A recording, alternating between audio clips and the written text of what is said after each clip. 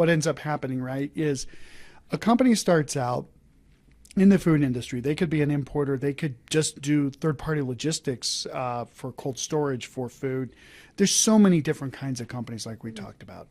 But they start off, they go through all the typical stuff of developing as an organization. They get bigger and bigger. And then along the way, it's like, oh my gosh, we need to automate our processes, track our data, blah, blah. So again, my uncle writes Access databases. So usually write an Access database, and they have spreadsheets. Mm-hmm. And then something happens where they get a little bit bigger. They may find a food-specific ERP. There's been a lot of consolidation around food ERPs recently. We'll talk about that a little bit later. But there might be, again, a group of people who wrote an app specific for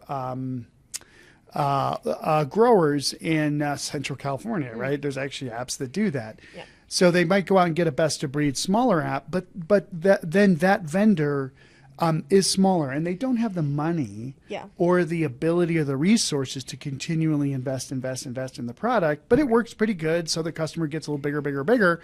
And then, at some point they decide they can't take an upgrade because of the customizations. And then they're stuck on this platform that sort of meets their needs, but they've actually hired really good people by now who maybe came from bigger food companies who say, oh, okay, I need all this data, so I'm just going to start with a spreadsheet. And then those people are like, okay, I need a better system, right? And the food company's getting bigger and bigger, which is amazing.